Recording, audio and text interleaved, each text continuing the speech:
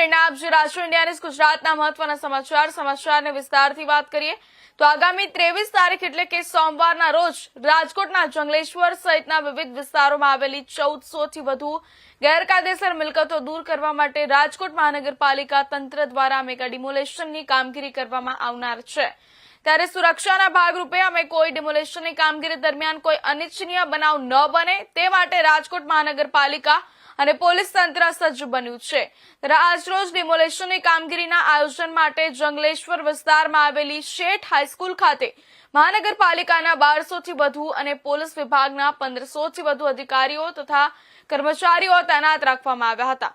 સાથે મ્યુનિસિપલ કોર્પોરેશનના ત્રણેય ઝોનના ડેપ્યુટી કમિશનર, દબાણ હટાવ શાખા અને વિજિલન્સ સમિતિના અધિકારીઓ આ કામગીરીમાં જોડાયા છે।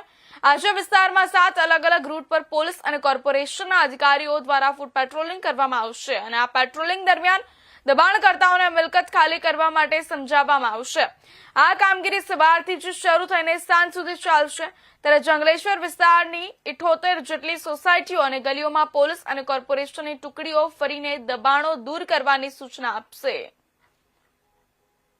આગામી 23 તારીખના રોજ રાજકોટના જંગલેશ્વર વિસ્તારમાં જે મેગા ડિમોલેશન થવા જઈ રહ્યું છે ત્યારે તંત્ર દ્વારા તૈયારીના ભાગરૂપે અત્યારે કહેવાય કે પોલીસ કાફલો તૈનાત કરવામાં આવ્યો છે। મારી પાછળના દ્રશ્ય જોઈ રહ્યો કે રાજકોટનો જંગલેશ્વર મેઇન રોડ વિસ્તાર છે, જ્યાં અત્યારે કહેવાય કે અનિચ્છનીય ઘટનાઓને ધ્યાને રાખી કહેવાય કે આ વિસ્તારમાં જે કહેવાય પોલીસનો ચાપતો બંદોબસ્ત રાખી દેવામાં આવ્યો છે। 1500 જેટલા પોલીસ જવાનો છે તેને સ્ટેન્ડ બાય રાખવામાં આવે છે। સાથે સ્થાનિક પોલીસ અને જે કહેવાય અલગ અલગ પોલીસની જે SRP સહિતની ટુકડીઓ છે તેને સ્ટેન્ડ બાય રાખવામાં આવી છે। સાથે જ કહેવાય કે 1200 જેટલા જે 1200થી વધુ જે રાજકોટ મહાનગરપાલિકાનો જે સ્ટાફ છે તેને સ્ટેન્ડ બાય રાખવામાં આવ્યો છે। સાથે જ કહેવાય કે 7 જેટલી ફાયરની ટીમો સ્ટેન્ડ બાય રાખવામાં આવી છે અને જે કહેવાય કે કોઈ જે ડિમોલેશન દરમિયાન કામગીરીમાં જો કોઈ અનિચ્છનીય ઘટના બને કે જો કોઈને કંઈ જે કોઈ બીમારીથી કંઈ કોઈ પીડાય તો તે માટે કહેવાય કે મેડિકલની ટીમો તૈનાત રાખવામાં આવી છે। મહત્વની બાબત છે કે આગામી 23 તારીખના રોજ કે રાજકોટના જે જંગલેશ્વર સહિતના જે વિસ્તારો છે તેમાં મેગા ડિમોલેશન થવા જઈ રહ્યું છે। 20,000થી વધારે જે કહેવાય કે લોકો છે તે ઘર વિહોણા થવાના છે। ત્યારે ક્યાંક ને ક્યાંક અત્યારે સુરક્ષાને જે કહેવાય કે ડિમોલેશનની જે